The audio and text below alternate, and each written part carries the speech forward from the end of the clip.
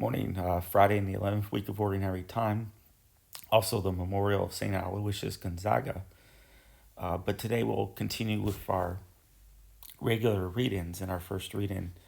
And like I said yesterday, we concluded the Elijah cycle. Okay, so Elijah's gone, and now we're going to really, this week and next week, really focus in on the fall of the two kingdoms. So we're in 2 Kings chapter 11. And when you read the end of 2 Kings, it's going to be important to know as you're doing the reading, you have to ask yourself this question: which kingdom are we talking about? Are we talking about the northern kingdom? Or are we talking about the southern kingdom? Because as you read through 2 Kings, it alternates back and forth. One passage, it's about the northern kingdom, and one passage then it's followed by the southern kingdom. And it can get very confusing. Okay, so today we're focusing on the southern kingdom.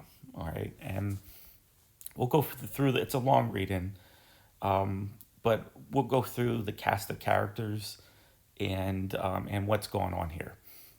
So we start with a person by the name of Athaliah, who's the mother of Uzziah, who would have been a king, I believe, in the northern kingdom.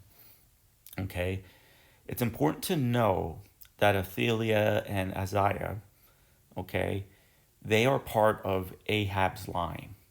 Okay, and that will be important later on. But she also has some of David's lineage in her as well. Okay, and we know that because she's the sister of the next character introduced by the name of Jehosheba. Okay, she's the daughter of King Joram, which would have been a king of David's line and a southern kingdom. Okay, so she's kind of a mix here between Ahab, who's a northern kingdom king, and of the line of David, who's obviously a southern kingdom. She plans a sort of coup in the southern kingdom. Okay, so she has all the ancestries of Jeroboam put to death. Okay, why is that significant? She's trying to eliminate David's line. Okay, and that's important because God made a covenant with David that from David's line there will be an everlasting king. This is the line that Jesus Christ comes from. Well, she's trying to eliminate that, which would essentially break God's promise. Okay, God's promise won't come to fruition if she succeeds in this. And so Jehosheba, okay, who's again the sister of Athaliah, knowing that her whole line is about to be destroyed, takes her one son, Joshua. Okay, so he must be a very young boy, if not an infant, because it talks about as she takes Joseph, this infant, she conceals him in the temple along with his nurse. So this must give us the impression that maybe we're even dealing with an infant here. Okay, so either way, this infant, Joshua, who will eventually be the last line, like the last person left in David's line, is now concealed in the temple for 6 years.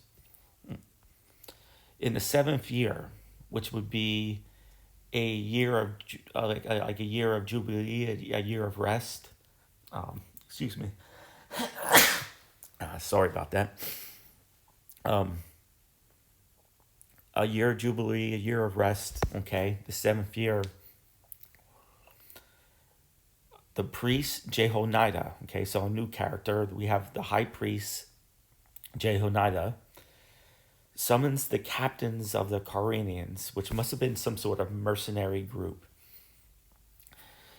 And Jehoniah, the priest, brings out this, I would guess, 7-year-old kid, okay, and declares him to be king. And so he presents him with David's spear and shear, and then there's the insignia, he crowns him, he anoints him.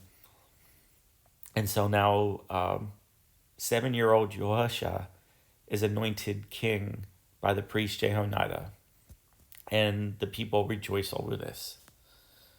And so Athaliah, who's kind of ruling over the land, one of the few female leaders, but in this case illicit. I mean, she really has no claim to all this. Sees this and then yells, treason, treason. Okay. Now, we can only assume that her guards and her men must have somehow fallen in line with Jehoniah and Joshua. Okay, because we see no sort of, fight or battle or anything like this. And so she's carried away, she's arrested, carried away, and then killed outside of the temple area, not in the temple. Okay, not in the temple, but outside the temple area.